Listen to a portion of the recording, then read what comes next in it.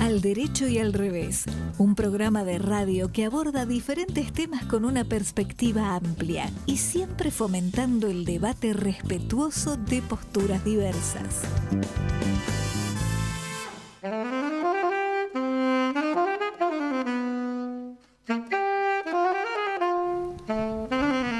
¿Qué tal? Buenas tardes, ¿cómo andan? Empezamos el programa número 397 de Al Derecho y al Revés. Aquí estamos con Marta Ollanarte, con Mercedes Johnson, Marcelo de Jesús, que nos vino a visitar. Muchas gracias, qué lindo reencuentro. Espectacular. Mercedes, ¿te das cuenta? Hemos vuelto a la anormalidad. Estoy de vuelta y ya me quieren echar. Es maravilloso, es maravilloso. Es terrorífico. Bueno, por suerte, rápidamente yo voy a cambiar el ángulo de la información porque tenemos un invitado interesantísimo que lamentablemente no tiene demasiado tiempo, entonces vamos a sacarle el jugo a Diego Golombek. Realmente le tenemos una gran admiración y respeto. Licenciado doctor en Biología de la Universidad de Buenos Aires, investigador superior del CONICET, largos antecedentes académicos, cantidades inconmensurables de artículos científicos, 20 libros, premios, etcétera, etcétera, pero sobre todo un extraordinario difusor de la ciencia. Diego, ¿cómo te va? Buenas tardes. Hola, buenas tardes, ¿cómo están? Muchas gracias por invitarme a Radio Cultura. No, por favor, un placer. Dije que voy rápido aprovechando el tiempo y hay una cosa de la que un par de años atrás charlamos algo con vos, pero se acaba de relanzar tu libro con ese título tan interesante, La ciencia es eso que nos pasa cuando estamos ocupados haciendo otras cosas.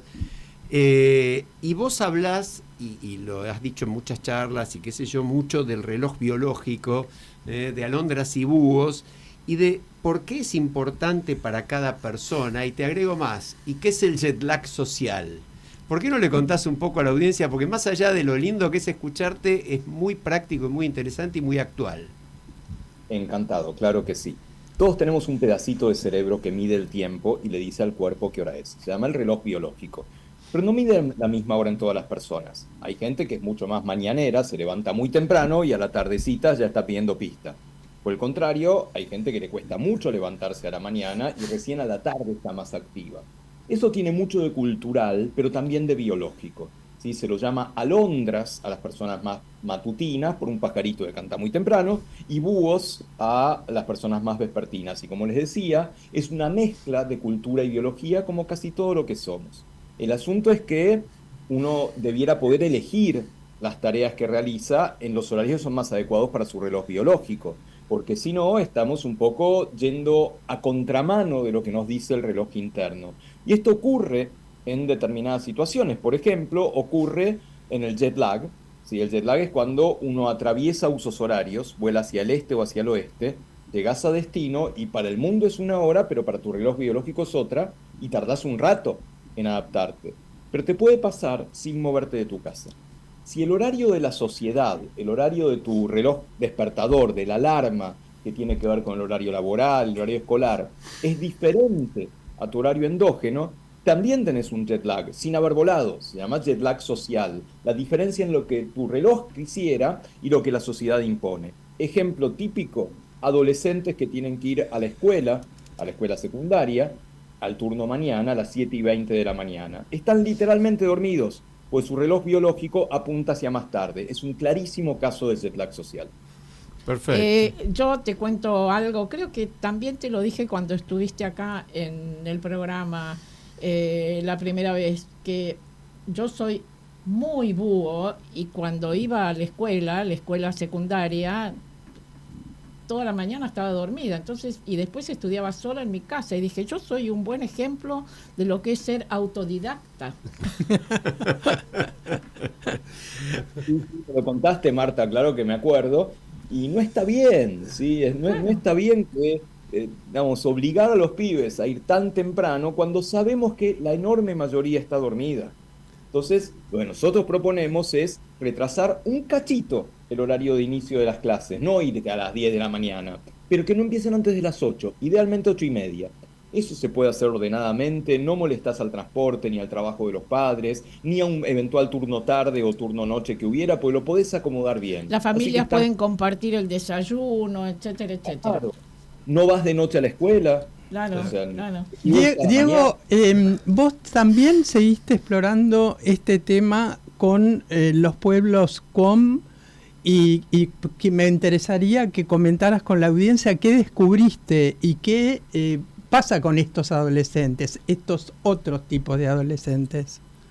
Es una investigación realmente maravillosa que venimos haciendo hace muchos años en Formosa con poblaciones Toba-Cuom, que dio la casualidad de que encontramos poblaciones muy similares, muy cercanas incluso geográficamente, pero una tenía acceso a la luz eléctrica y la otra no. Es la situación experimental ideal porque genéticamente y culturalmente son muy parecidas, de hecho son casi todos parientes, pero una tiene luz eléctrica y la otra depende de condiciones naturales. Resulta que la que tiene luz eléctrica duerme 1 hora menos porque se va a dormir 1 hora más tarde. ¿Sí? ¿Qué es lo que quería el viejo Edison? Edison dice en algún momento que él inventa la luz eléctrica para luchar contra la tiranía del sueño. Y acá vemos cómo le fue bastante bien en esa lucha. Y más interesante es que como pasaron varios años de la investigación, esa población que no tenía luz eléctrica ahora tiene. Y está empezando a perder esa hora de sueño. Con lo cual es una situación ideal para experimentar, aunque no es ideal en términos de lo que necesitamos de sueño, por supuesto. Diego, Claro. ¿por qué no nos contás un poquito lo de la luz mala? Que esa es otra cosa que vos la dijiste hace un rato largo, pero hoy es mucho más actual que nunca, ¿no? Que es eso de la luz de la noche. La luz buena y la luz mala, las dos. Sí, a ver, la luz mala no es la del campo, allá lejos, lo ves frío con Zoilo, allá, la luz mala, no. La luz mala es la que todos nos llevamos a la cama. Nadie se va a dormir solo, todos nos vamos a dormir con pantallas. Pantallas de la tele, de una tablet, de la compu, del celular. Y resulta que esas pantallas son LED, tienen la emisión de luz es a través de diodos, se llama LED, ¿sí?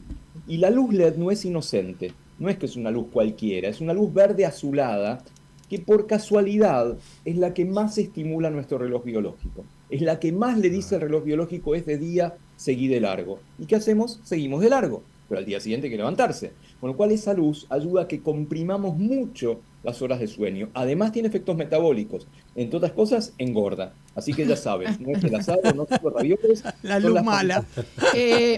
Diego, te comento algo que tiene que ver con esto. Hace unos días, una de mis nietas estaba en mi casa con la pantalla, qué sé yo, y le dije, no, vamos a leer algo. Saqué al azar un libro de los muchos que tengo de María Elena Walsh, Piojos House. Y ella en determinado momento habla y dice, en relación a unos chicos, editado en el año 2010, los chicos que están frente a la pantalla les dice infotrabucados. Qué lindo. Es buenísimo. Infotrabucados, tómalo. Y entonces le dije a mi nieta, van a terminar infotrabucados. Info no sé cuánto. Bueno, yo no quiero ser eso. Muy bueno, lo voy a buscar. Siempre Mariana Walsh marcando nuestro camino, ¿no? Infotrabucados. Sobre la felicidad, el bienestar y el sueño, ¿qué es lo que han ido explorando y qué hallazgos tenés para comentarnos? El sueño tiene muchos efectos, uno de los cuales es el descanso, y te diría que casi que no es el más importante. El sueño sirve para reparar el cuerpo, para la salud, para que el sistema inmune esté mejor, para crecer, y además cambia el estado de ánimo. Hay una relación directa entre sueño y estado de ánimo, y eso lo sabemos todos. Cuando no dormimos bien, o no dormimos la cantidad de horas suficientes, o incluso cuando dormimos una siesta demasiado larga, nos despertamos de mal humor, nos despertamos chinchudos. Hay algo que se acumula en el cerebro cuando no tenemos el sueño suficiente, o en algunos casos cuando tenemos sueño de más, que modifica el estado de ánimo. El sueño ideal, ¿sí? El que por consenso debiera ser de un mínimo de 7 horas en adultos, idealmente 8, es el que propende a un mejor estado de ánimo, por lo tanto una mayor felicidad, pues si vos estás mejor de ánimo, te vas a llevar mejor con la gente. Y lo que se sabe por un estudio de Harvard, uno de los estudios más viejos que hay, de 1928 me parece, se sigue haciendo, siguiendo gente a lo largo de varias generaciones, es que lo que no sé si nos garantiza, pero necesitamos para la felicidad son buenas relaciones humanas. Y para buenas relaciones humanas necesitas un buen sueño. Necesitas dormir bien para llevarte bien con la gente. Así que hay una relación bastante directa entre sueño y felicidad. Debe ser que acá en Argentina la gente duerme muy poco. Todos nos estamos llevando mal con todo. No es la única causa, ¿no? Diego, te llevo, es un tema del momento a nivel del debate mundial, la inteligencia artificial. Leía el otro día que proyecciones daban para 2027 la inteligencia artificial pasaría de ser un mero asistente a ser un colaborador activo en la investigación científica. Incluso prevén que para 2030 podría liderar grupos de investigación. Ahora, y bueno, sabemos que una tesis que tradicionalmente requería meses de investigación hoy puede ser generada por ahí en pocas horas mediante la inteligencia artificial. En ese contexto y ante el aparente retroceso de lo que ha sido la constante de crecimiento del cociente intelectual promedio de la humanidad, que en teoría desde 2012 se estancó y hasta baja, ¿qué opinás vos? ¿Qué debería hacerse desde el Estado? ¿Cuál debería ser el rol del Estado en materia de inteligencia artificial? Bueno, no soy experto en el tema, pero hablo mucho con expertos en el tema, pues un tema, como bien decías, nos atraviesa a todos. Lo que más me sorprende es que cuando hablas con gente que realmente sabe de esto, te dicen, no tenemos idea de lo que está pasando. Te dicen, no sabemos qué está pasando con nuestras compus. Les damos para comer, para que aprendan y no sabemos dónde están yendo. Yo creo que lo que decías ya es un colaborador muy activo de la investigación. La investigación en este momento, ya hace varios años que la investigación científica tiene la posibilidad de sacar ventaja de la enorme cantidad de datos que hay. Estamos produciendo datos a lo pavote y por suerte en investigación se están aprovechando bastante bien. Hoy con inteligencia artificial podés avanzar muchísimo y mucho más rápido para entender esos datos, compilarlos, organizarlos. Así que ya es claramente un colaborador. Yo no creo que lidere grupos. Creo que todavía la capacidad de hacer preguntas interesantes va a seguir siendo una cualidad humana durante mucho tiempo, pero lo que debiera hacer el Estado es subirse al tren, ¿sí? No dejarlo como un riesgo. Lo peor que podríamos hacer es prohibir su uso en la educación o no aprovecharla al máximo. Por el contrario, tenemos que ver, a ver, está acá para quedarse. ¿Cómo la usamos? ¿Cómo la aprovechamos? ¿Cómo la usamos críticamente? Es obvio que nuestros estudiantes van a usar programas de lenguaje, los programas de modelos grandes de lenguaje, los LLM como ChatGPT, DeepSeek, etc. Es obvio, eso es imposible que no los utilicen. Bueno, que los utilicen críticamente. Pidámosles a los pibes, ponerle 2 prompts al programa, comparar los dos, o pedirle que haga algo medio absurdo y criticarlo, fíjate qué tiene de bueno, qué tiene de malo, qué bibliografía va a buscar, porque eso también es parte del aprendizaje. Lo que no debemos hacer es sacarlo de las aulas, por el contrario, tiene que estar y muy presente en las aulas. Perdón, te quiero llevar a otro rubro, otro tema del cual vos has hablado, la música. ¿Qué pasa con la música? Vos decís, hacer escuchar a la gente obras de su agrado y registrando qué partes del cerebro se encienden o apagan. Más allá de que hay interesantes diferencias entre los individuos, a la mayoría se le encienden circuitos que tienen que ver con la búsqueda de recompensas. ¿Qué es eso? Nosotros somos cazadores de recompensas. Nuestro cerebro es un cazador de recompensas desde que somos humanos y humanas. Porque te ponen un chocolate y una zanahoria, no hay mucho de explicar. El que me diga zanahoria no le creo demasiado.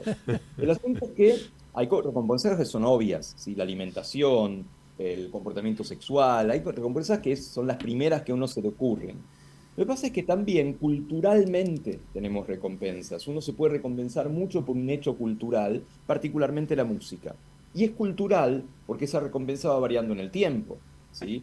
Seguramente poner de los Beatles a alguien del barroco no hubiera resultado en una sensación agradable, ¿sí? Bueno, ni siquiera del barroco, ¿no? Andrés Segovia, el guitarrista, los odiaba a los Beatles, y bueno, pleno siglo XX, ¿no? Así que hay algo cultural ahí, pero es cierto, cuando uno se deja llevar por algo que lo atrapa y te da placer, porque la música te da cierto placer, se encienden esos caminos de recompensa en el cerebro, que son los mismos para la recompensa frente a las cosas mundanas, un chocolate, frente a las cosas no tan mundanas, como por ejemplo las drogas adictivas. El cerebro usa los mismos caminos para esas distintas recompensas, algunas son saludables, otras no lo son. Y la música entra ahí. Y si me permiten, pequeño aviso, estamos por hacer justo un show de música y cerebro con un pianista de jazz, con Ernesto Jodos, lo vamos a hacer el domingo 11 de mayo, donde él va a hacer cosas de jazz y yo voy a hablar del cerebro y vamos a ver dónde nos juntamos en el medio. ¿Dónde? ¿Dónde? Es en el Bebop Club de Jazz, que es en Uriarte, en la calle Uriarte en Palermo. Es el domingo 11 de mayo al mediodía. Es un almuerzo con cerebro y jazz. Mirá vos, Bebop Club entonces, buenísimo. ¿Y cómo van a mandar un flyer a los amigos? Claro que sí. Ahí está, y así lo difundimos para que se acuerde. Claro, mandalo así lo recordamos la semana que viene. Perfecto. Diego, una última pregunta porque entiendo que ya te estás yendo, pero hace un comentario tuyo permanente de que no se reconoce países desarrollados que no tengan una fuerte inversión en la ciencia. Desde tu perspectiva y con este gobierno que ha hablado, desvalorizado la ciencia, ¿cómo ves vos la situación y es tan crítica como uno supondría o ves una luz al final del túnel? Bueno, la situación es muy grave por dos motivos. Uno es el presupuestario, claramente, ¿sí? Estamos en niveles bajísimos de inversión en ciencia en cuanto a los salarios, a los subsidios de investigación, pero realmente el sistema está paralizado, literalmente. El otro, que a mi juicio es aún más grave, es el ideológico. Es el atacar a la ciencia como el camino hacia el desarrollo. Y ahí yo no lo entiendo realmente, porque detrás de toda innovación tecnológica está la ciencia y está el Estado. ¿Sí? Cuando uno se pone a pensar, no sé, en teléfonos celulares, en la carrera espacial, está el Estado, porque el que toma el primer riesgo es el Estado y después viene el sector privado.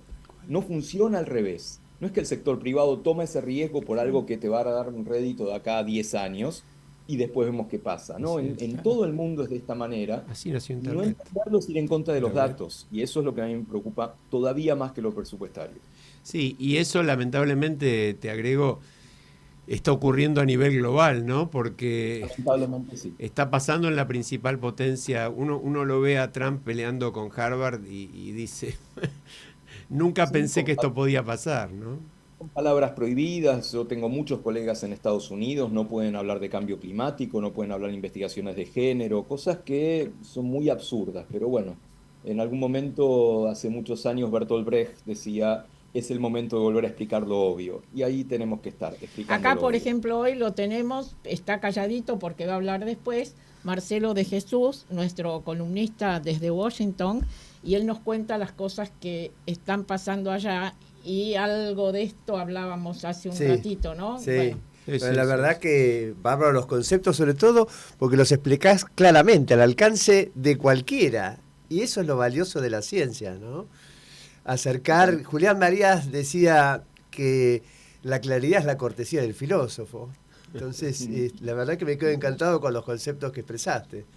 Bueno, muchas gracias. Diego, sabemos que estás complicado de tiempo, tenés otra reunión ahora. Te mandamos un abrazo grande, te agradecemos mucho tu participación en Al Derecho y al Revés. ¿Nos vamos con alguna recompensa, Ale? Nos vamos a la pausa con una recompensa. Con una recompensa, sí, un tema de Serrat que supongo que a Diego también le gusta, y es que cada vez más entre nosotros y determinados personajes hay algo personal. Un abrazo. Ya volvemos. Al Revés, un programa de radio que busca analizar, compartir y explorar diferentes temáticas por medio de la reflexión, el diálogo y la invitación a la acción.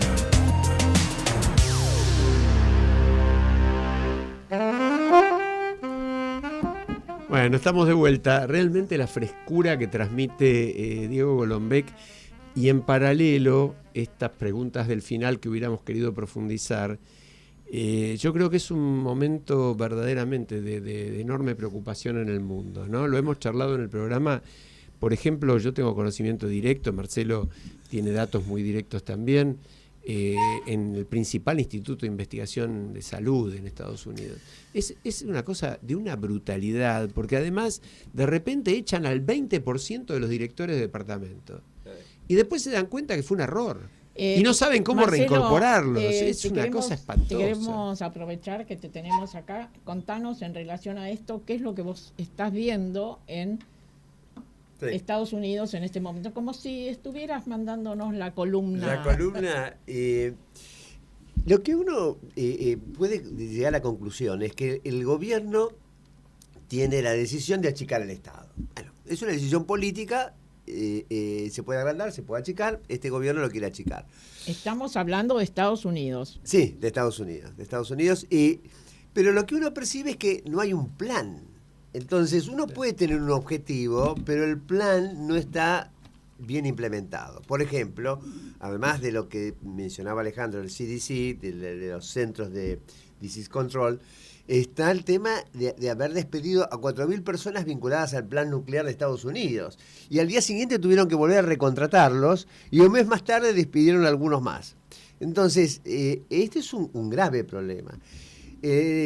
Hubo una seria discusión hace un mes y medio en la Casa Blanca, en una reunión de gabinete, que estaba Elon Musk y los ministros. Elon Musk se quejaba de Marco Rubio en el Departamento de Estado, que no hizo suficientes ajustes.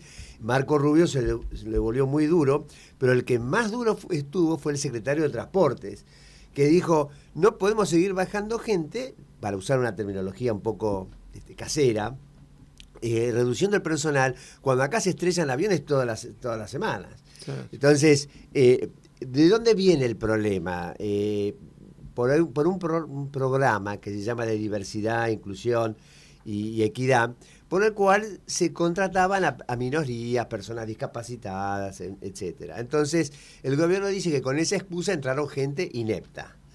Ahora, la verdad es que para ser un controlador aéreo, si uno necesita una silla de ruedas, es indiferente. El problema es si uno toma a alguien incompetente. El problema no pasa por ahí, aparentemente. El problema pasa porque no hay suficiente personal. Es decir, tenés que contratar más controladores aéreos, paradójicamente. Claro. El problema de Estados Unidos, más allá, sin entrar a la discusión si está bien o está mal, la idea de achicar el Estado es que no hay un plan para la implementación. Por ejemplo, estás trabajando y llega un mail y dice, le agradecemos los servicios prestados, a partir de hoy no lo necesitamos más. Así es, así de brutal. Ahora, exactamente, digamos, esas personas no son responsables de que el Estado se haya agrandado. Cumplían una función, trabajaban, nadie les imputa nada. Lo que uno debería haber pensado es, bueno, el Congreso tendría que haber dictado una ley paraguas, digamos, por lo cual estas personas tengan 6 meses, 1 año de cobertura. Entonces, este es el gran problema. Otra de las discusiones que hay, porque hay un alto nivel de litigiosidad. Ellos han prácticamente disuelto en los hechos USAID, que es una agencia emblema, por algunas cuestiones que el gobierno no está de acuerdo, como el apoyo al aborto, los temas de género, pero USAID también tenía otras campañas de vacunación. El hambre en África, la vacunación. Exacto. Era la ayuda humanitaria más importante del mundo. Sí, sí. De la cual creo que lo cuestionado podía ser, no sé, un 10%, un 8%. ¿No? Eso, yo creo que ahí no había una idea, un diagnóstico de por dónde pasaban los gastos y en dónde habría que ajustar. Y en cualquier caso, no pasarle la responsabilidad a la gente que se quedaba de un día para otro sin trabajo. Ahora, ahí te agrego una pregunta, Marce, porque dos cosas. Primero, ayer Trump dijo, le preguntaron si no tenía que cumplir la Constitución y contestó no sé. Titular en todos lados, ¿no? Yo creo que por menos que eso echan a un jefe de Estado en cualquier lugar civilizado. Y por el otro lado mandó un tuit de su cuenta personal donde está él vestido de papa. Lo publicó él en su cuenta personal de Twitter. ¿No? Sí, no es fake. No es fake. Es ahora, oficial. Frente a cosas que ya parecen transitar, no sé, senderos que salen de la situación de salud normal. Senderos que se bifurcan. De la racionalidad. Sí, no, yo creo que ya del ámbito psiquiátrico, pero hay 2 resultados de este fin de semana, o de los días recientes, muy impresionantes. En Canadá, no son laboristas, se llaman liberales, que gobernaban, Trudeau, que estaba muy desprestigiado, perdían antes de Trump por 30 puntos. Ganaron.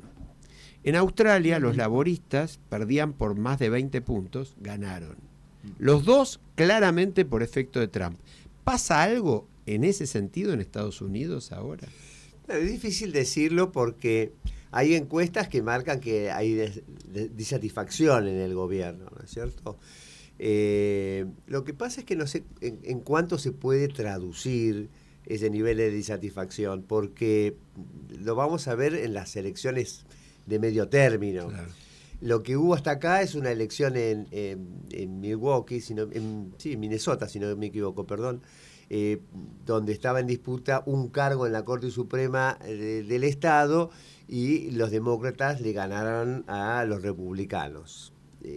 Eso sería el único testeo político. Más allá de eso, no hay. Entonces son estas encuestas que muestran insatisfacción. Bueno, todos los gobiernos tienen sus cosas.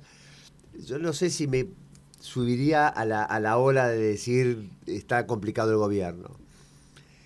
Además, el público de él es un público muy, muy cerrado, digamos, muy acompañante y yo no sé si las críticas intelectuales lo pueden hacer efecto. Lo que le puede hacer efecto es la inflación, claro, la parte económica, que es la parte de él, ¿no? Hace unos días que estás acá y ya te vas prontito, pero me gustaría preguntarte cómo ves a este país, cómo ves nuestro país, cómo ves tu país, con esta visión que vos tenés de una persona interesada y comprometida con lo público y que lo vivís y actuás mucho en Estados Unidos. ¿Y qué podés decir de esto? Sí, bueno, primero es un país caro, ¿no? La verdad que uno se sorprende por el costo de muchas cosas que están a nivel de Estados Unidos, sin los ingresos de Estados Unidos. Por ejemplo, bueno, el supermercado, voy al supermercado, digamos, las cosas, ir a comer, por ejemplo, eso. Marta, yo comía afuera en toda Europa más barato que acá. Claro. Nunca me pasó en la vida. Nunca. Así no me pasó nunca. Claro. Sí. ¿Y qué otra cosa te...? Bueno, después el tema institucional es un tema. El gobierno está muy montado con el éxito de la parte de la inflación, que sin duda es algo positivo. Lo que pasa es que me parece que no tiene como un backup, ¿no es cierto? Es decir, si no me va bien con la inflación, ¿qué me queda? Porque la parte institucional tenemos un vaciamiento de los jueces, no tenemos una buena relación con el Congreso, las agencias de control tienen esta sospecha de manipulación por los funcionarios que entran o que salen. Por ejemplo, la OA y la UIF no tienen facultades de intervenir en causas penales. En un país tan manchado por la sospecha de corrupción, lo que habría que haber hecho es ajustado más el flanco del control y la transparencia, ¿no? Entonces, el gobierno va a tener un test importante, que es difícil de medir, porque probablemente le vaya mejor al gobierno en las elecciones medio término, porque no tiene mucho para perder. Porque además no hay nada enfrente que incomode demasiado al gobierno. Al revés, te diría que lo que hay enfrente, en tanto y en cuanto tenga alguna chance de ganar, favorece al gobierno. Sí, digamos que sí.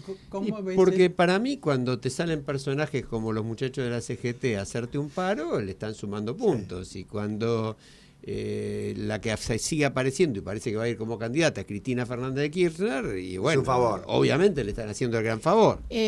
Mencionaste a Cristina Kirchner. Podemos hablar un poco de ficha limpia, ¿no? Que esta semana va a ser tratado. Exactamente el día miércoles, vamos a ver. Hoy ya había dudas. La sesión se encuentra prevista para las 14 horas de este miércoles 7 de mayo. Se debatirá el proyecto, que ya cuenta con media sanción de diputados y que, de aprobarse sin modificaciones, se convertirá en ley ese mismo día. Suena ojalá. Suena ciencia ficción, digamos. Sí, sería como y milagroso. Bueno, en ese caso, los condenados en segunda instancia, Cristina Kirchner lo es, condenas firmes, no podrán ser candidatos a cargos nacionales. Pero sí provinciales. Sí, provinciales. pero sí provincial. Bueno, provincial. vamos de a poco. Sí, yo creo que estas son las cosas, ¿no? Porque hay una noticia de hoy que, no sé si ustedes la vieron, es de las 3, 4 de la tarde. Un fiscal federal de Resistencia investiga presuntas presiones de los funcionarios libertarios a cargo de ANSES y PAMI para que empleados, no sé si esto les suena, por ahí alguna vez escucharon algo parecido, empleados que ellos designaron les pongan plata de su sueldo, ¿no? Nunca pasó en la Argentina, ¿no? Mejor dicho, nunca dejó de pasar. Es más una bien. innovación. Bueno, sí. La innovación es que, como bien dijo Macri, no porque lo haya dicho Macri, pero lo dice por otros motivos él, pero él tiene razón, este gobierno empeoró la posición de Argentina, o por lo menos no modificó la posición de Argentina en el índice de corrupción mundial, no hizo nada en materia de corrupción. Con lo cual, la sinceridad con ficha limpia podría haberse aprobado mucho antes en diputados si el gobierno no la hubiera boicoteado, ¿no? Hubieron diputados libertarios que no asistieron. Tal cual. Igual ojalá. Les sugiero ojalá, que les Marta. parece que en alguno de los próximos programas invitemos a nuestro amigo Gastón Marra, ¿no? Sí, fundamental. Desde ya, me parece Sí, perfecto. si hay persona que se ha jugado por el proyecto Ficha Limpia es Gastón Marra. Sí, y ojalá que salga, y no solo por Gastón, yo creo que hay que hacerle con total independencia a la cuestión electoral un gran reconocimiento a Silvia Los Penato en ese sentido. Los que estamos en el tema hace muchos años sabemos que ha estado desde el primer momento y ha presentado proyectos apoyando tras proyectos. todo el tiempo. Coherencia absoluta. Sí. Los diputados de la coalición cívica exactamente lo mismo. Es decir, hay gente que puede decir yo estuve siempre. Hay otros, pero bueno, en el fondo a mí no me importa por qué y en qué circunstancias políticas. Si un proyecto es bueno, ojalá que se apruebe, por supuesto. Sí, pero ¿no? obvio. Mencionaste una de las candidatas para las próximas elecciones legislativas, para legisladores de la Ciudad de Buenos Aires. Legislativa podría interpretarse también el Congreso Nacional, en este caso legisladores de la Ciudad de Buenos Aires. Hubo un debate la semana pasada, como vos estabas de viaje, no sabés lo que te perdiste. ¿No? Vi un poco. No sabés lo que te perdiste. Vi un poco, pero traté de cuidar el estómago también. 17 candidatos con un sistema que pretendía ser ordenado, pero en realidad, no sé, Mercedes, si vos lo viste, si la audiencia lo vio, chicanas, superficialidades. ¿Cómo vos lo viste, Marcelo? No, pero me desanimó pensar que hay 17 candidatos, 17 visiones de... 17 candidatos, quiere decir 17 listas. Tenemos claro eso, ¿no? Cada lista tiene unos cuantos candidatos para cubrir lo que son los lugares en la legislatura de la Ciudad de Buenos Aires, que son 60. Que se renuevan 30. Sí. Es decir, bueno, 17 para 30. Sí. Yo recuerdo cuando yo fui legisladora, en las elecciones en las que triunfamos, entramos y había 3 bloques más o menos importantes, el que yo había de alguna manera integrado como cabeza de lista, que sacamos el 56% de los votos. Después el peronismo sacó nosotros con 56% de los votos teníamos 37 bancas, el peronismo 11, Nueva Dirigencia 11, y había un solito representante de un partido nuevo, Unión por Todos, que era Jorge Argüello. Bueno, pero al poco tiempo empezaron a haber más bloques porque se separaban, las fragmentaciones. Claro, se fracturaban. Creo que llegamos al fin del primer mandato con alrededor de 30 bloques. Y bueno, es el negocio. Pues, ¿Hay algún compañero tuyo de aquella época parece que va a ser candidato, ¿no? Es candidato, He leído. Sí. Alguien que tuvo un proceso penal importante en su momento, si mal no recuerdo. Sí. Dios mío, no cambian mucho las cosas, ¿no? Sí. Les hago un comentario, por ahí por si no tienen los datos. Solo en la última semana, cambiando un poco de tema, ¿no? Desde el sábado 26 de abril al viernes 2 de mayo, el presidente de la Nación usó las redes sociales a tiempo completo para fustigar a periodistas, retuiteando 2.073 mensajes ajenos, de los cuales 436 incluían acusaciones, insultos o alusiones despectivas a periodistas. Además de los 51 mensajes que escribió él, 41 encajan en la misma descripción. En la mayoría incluyó su invitación a odiar a los periodistas. Sí, que no se los odia no se los odia lo suficiente. No se los y odia dijo, lo suficiente. Basuras mentirosas, comillas todo, ¿no? Que inyectan veneno, mentirosos patológicos, pauteros depravados, que ejercen una profesión inmunda. Yo creo que esto es insólito, ¿no? No escuché que un presidente, ni siquiera un dirigente político, diga que la profesión de periodista es inmunda.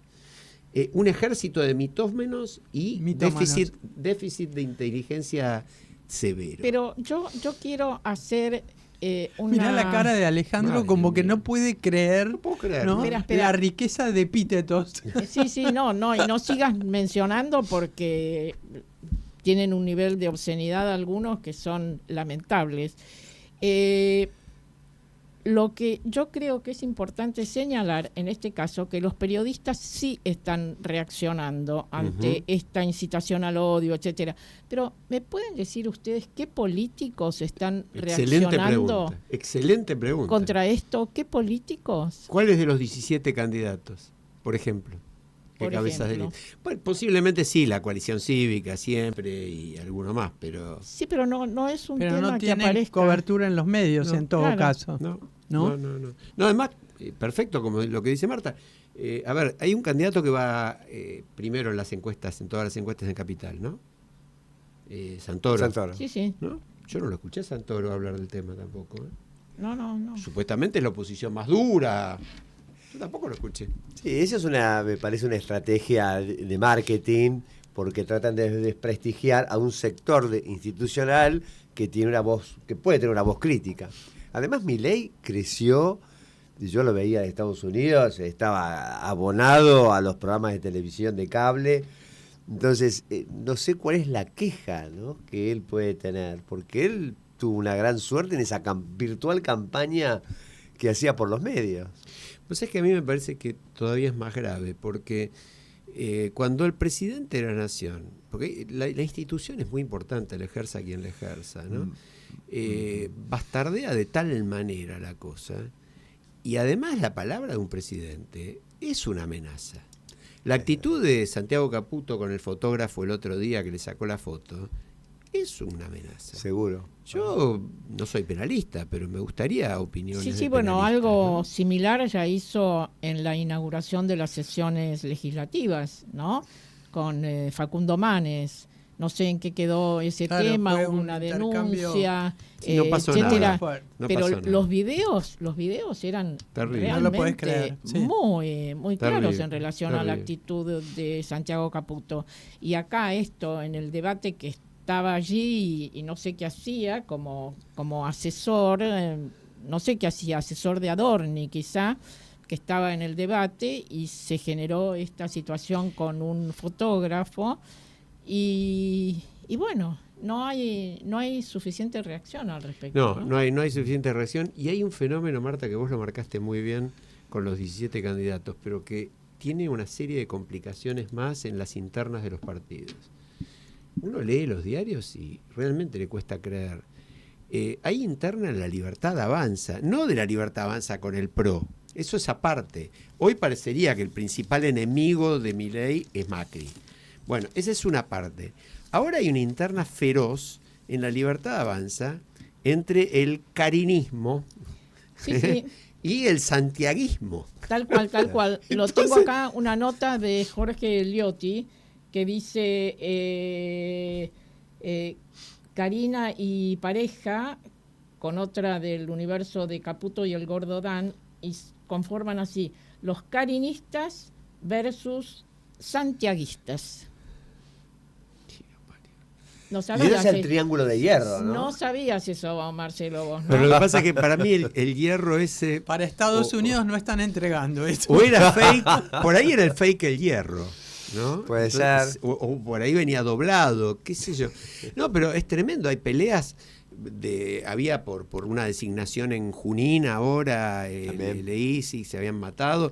Todo este tema de las denuncias de ANSES y PAMI parecen motorizadas por rivales políticos del propio gobierno que están acusando de corrupción a otros miembros del mismo gobierno.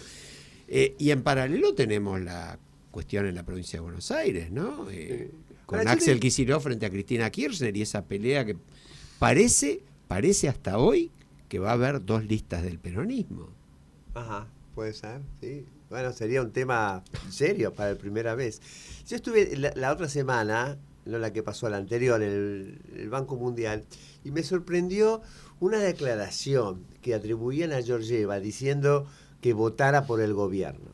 Uh-huh. Y que Georgieva al día siguiente desmintió, y la verdad es que nunca interpreté que lo que decía Georgieva era a favor de la reelección o para las votaciones de medio término. Pero acá, ¿cómo lo interpretaron ustedes? ¿Cuál creen que fue el origen de esa versión tan extraña, de esa interpretación de lo que dijo Georgieva? Mira, ahí leí un artículo, no sé si es el mismo Liotti, pero alguno de los analistas de fin de semana dice que Georgieva está en la cuerda floja ella, porque el secretario del Tesoro de Trump no la quiere mucho, y sobreactuó porque como Trump apoya a Milei, ella quiso mostrar que ella encabezaba ese apoyo. Esa es una interpretación periodística, habría que ver. Es muy raro. Yo, si hago la cuenta de las declaraciones de jefes del Fondo Monetario, no recuerdo apoyos explícitos a un gobierno que está en año electoral. Suena raro. Es raro. A ver, lo que yo interpreté antes de que saliera la declaración, después de esa aclaración, es: este es el rumbo que nos parece positivo porque está en línea con lo que dice el Fondo Monetario. Esa fue mi interpretación. Ahora, yo no sé si la interpretación vino disparada por el gobierno diciendo, bueno, nos apoyan a nosotros políticamente. También podría ser una sobreactuación, como decís vos.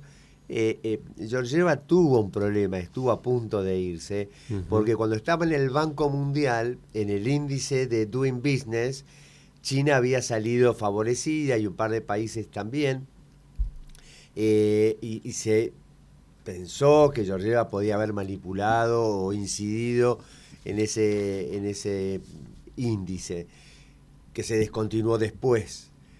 Ella estuvo aparentemente a punto de renunciar y finalmente se quedó.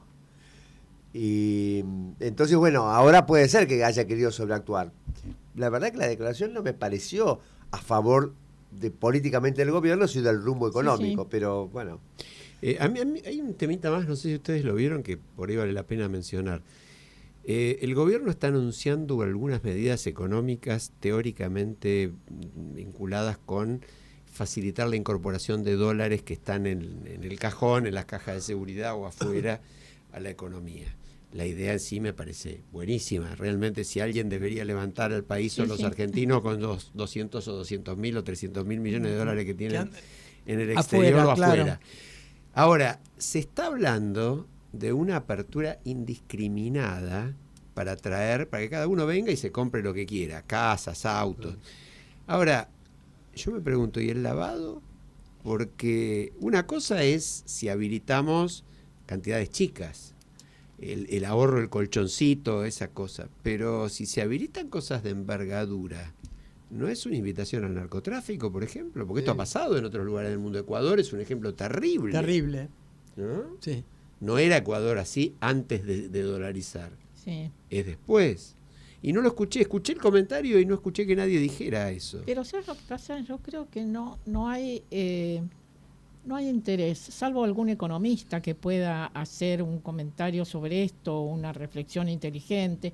El resto, y mucho menos la gente, se mete en esta cuestión. Ahora lo que lees todos los días es cómo van a ser las elecciones para la ciudad de Buenos Aires, qué pasa, cuánto insultó Milei, etcétera, que son cosas importantes, pero esto que vos mencionás, que es sumamente importante, para el futuro también, no hay voces autorizadas que hagan referencia. No, tampoco en eso. Ahora, ¿qué piensan ustedes? Porque, ¿qué va a pasar? Yo tengo una duda muy fuerte de qué va a pasar en la elección de Cava ahora en 2 semanas. Refiero, mi primera duda, ¿qué porcentaje va a participar? Te lo contamos el 19 de mayo. ¿Vale? Yo te lo cuento el 19. No, digo, ¿vos cómo ves, Marta? Que tenemos programa el 19 de mayo. Sí, seguro vamos a hablar de eso.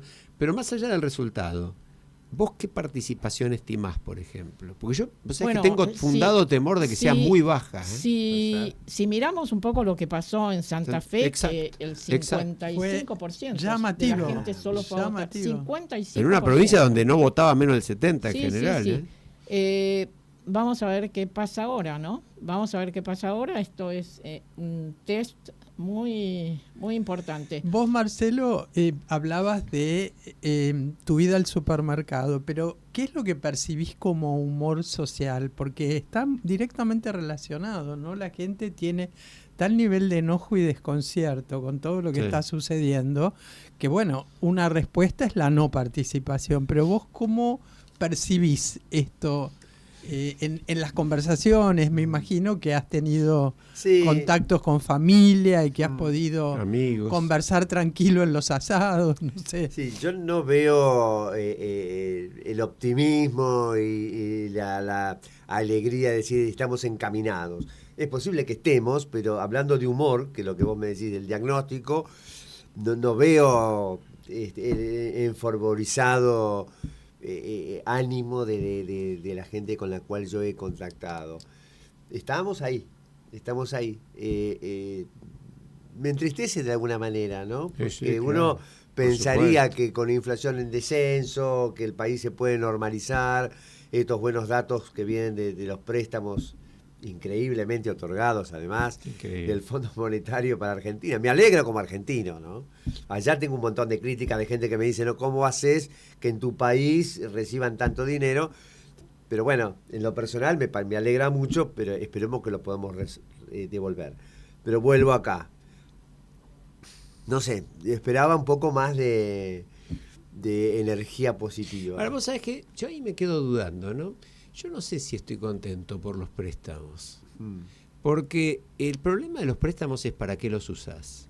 Esto lo digo más que como abogado, como empresario, ¿no? Hace muchos años que tengo un estudio que es más una agencia de cobranzas, que en la parte jurídica esa parte, pero yo pido un préstamo en función del destino que le voy a dar. Si estamos hablando de un gobierno que además supuestamente dice que el Estado poco menos que no debería existir. ¿Para qué pidieron la plata? Porque si la pidieron para hacer campaña electoral, que es lo que parece, si la pidieron para que no haya remesón en mantener el dólar ¿a qué? ¿A 1000? Para disparate, porque no tiene sentido, eso lo sabemos todos. Me tengo que poner contento, porque yo le agrego a lo que dijiste vos, ¿no? Todos saben que estuve de viaje. En todos los lugares más o menos buenos para comprar, encontré decenas de argentinos comprando, decenas. En algunos lugares, el famoso Decathlon, no hago propaganda, no me paga Decathlon lamentablemente, o Primark, ponele. Sí. Pero no te estoy hablando de Madrid, te estoy hablando Primark de Londres, repleto de argentinos. No se oía hablar otra cosa, era impresionante. Entonces, mencionaste el tema del viaje, ya estamos terminando el programa, contanos un poquito. Pero no de los lugares que son más por favor, Egipto, conocidos. Contanos de Egipto algo. Y yo te voy a hacer una pregunta. Yo voy a tratar de resumirlo muy, muy rápido. ¿Podés leer lo que mandaste? ¿Lo tenés? Lo puedo leer. Me parece una síntesis pero más allá de casi eso, perfecta. Diría el que pueda en algún momento de la vida. Yo tengo 71 años. Toda mi vida dije no me quiero morir. Esta era una frase mía. No me quiero morir sin ver las pirámides. Eso lo decía. Ciertamente no son solamente las pirámides. Las pirámides son alucinantes. Es algo que uno se queda ahí. Si hay algo que los egipcios no hacen es decir que fueron extraterrestres. No, ellos explican perfectamente cómo se construyeron. Todas las pavadas esas son para consumo masivo. Yo escribí algo muy cortito, no con finalidad poética, sino con finalidad de acordarme yo. Y dice, sin palabras porque ninguna alcanza. El asombro, la sonrisa sin fin, la libertad de gozar el deseo cumplido, la certeza de un recuerdo inolvidable. Y bueno, fue eso.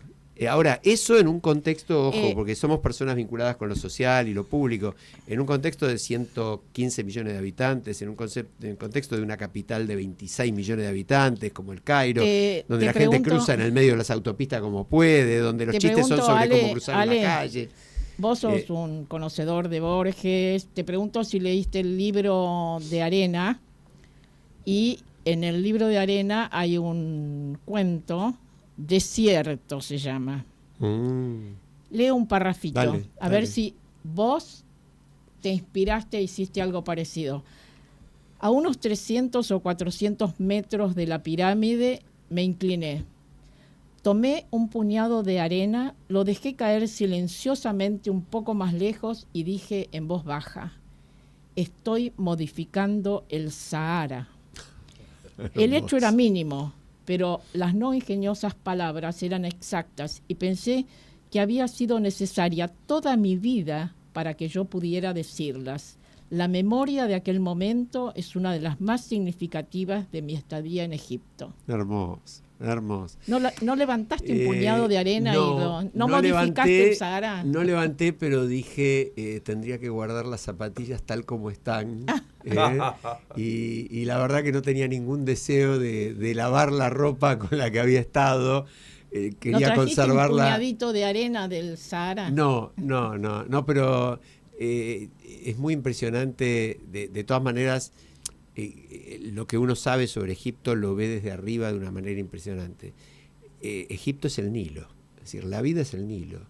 Y al costadito, ahí nomás, es desierto y es arena y es montañas y eso que va y viene, que es una cosa inexplicable. Muy interesante la gente, muy interesante, muy buena en general mi experiencia, muy amable, muy cálida, cero sensación de peligro, de riesgo, cero sensación de que se te vienen encima también, absolutamente. Al mismo tiempo, muchísima pobreza, impactante la pobreza, pero mucha ayuda social, mucha organización social, un rol evidente muy fuerte de la religión, cosas que para nosotros no se entienden. Yo llegué el penúltimo día del Ramadán y el Ramadán no se come ni se toma líquido durante el día, de la mañana a la noche. Se come desde que se pone el sol hasta que sale el sol, durante un mes. Es decir, una cosa que para nosotros es incomprensible. Bueno, al mismo tiempo padres diciendo, no sé cómo sacar a mi hijo de TikTok. Y sí. ¡Ay, qué increíble! Es un fenómeno mundial, es una cosa impresionante. Al mismo tiempo, nosotros con la guerra no tenemos nada que ver. Ajá. Ni siquiera tenemos tanta simpatía definida, por supuesto, de ninguna manera con Israel, pero... María Elena Walsh le diría a ese padre que no sabe cómo sacar al hijo de TikTok, que tiene a su hijo infotrabucado. Eso de infotrabucado. Me parece que si lo encontrás en un libro de Diego Golombek le vas a tener que pedir derechos de autor. María Elena. No, María Elena. María Elena. No, pero realmente les recomiendo la experiencia. Las pirámides son absolutamente deslumbrantes. Los templos, toda la cultura del imperio... el Imperio Nuevo, estamos hablando de 1500, ¿no? 1400 antes de Cristo, ¿no? Las pirámides son de 2500, 2600. El Imperio Nuevo y esos templos, una cultura que vivía para el más allá. Esta sería mi definición, ¿no? Y que de alguna manera por eso también cae finalmente, porque era tanto el gasto en lo que iba a venir después de la muerte, que tampoco se acordaban tanto de los vivos, ¿no? La defensa, claro. Sí. Bueno, creo que ya estamos. ¿Qué nos dicen? Sí, nos vamos. Que nos echan más bien, que nos vamos. Nosotros siempre nos echan. Bueno, la próxima vez que lo invitemos a Diego Golombek, justamente le vamos a preguntar sobre esto del más allá. Tiene cosas escritas. Buenísimo. ¿Qué habrá después o qué es lo que está más allá? Los resultados permiten identificar circuitos neuronales que están en la base de visiones y experiencias místicas. Sí, es Buenísimo, impresionante los buenísimo. hallazgos que tuvieron. Volveremos Cuando habla con de eso. Dios, ¿no? Bueno, Sí, muchas gracias. bueno, Qué alegría estar gracias. con ustedes. Muy de lindo, nuevo, Marcelo. Muy bien. Gracias, Nos vamos Marcelo. Esperamos tus columnas. Nos vamos como Sí. siempre con Joan Manuel Serrat. Nunca es triste la verdad, lo que no tiene. La política es cultura, porque todo es cultura.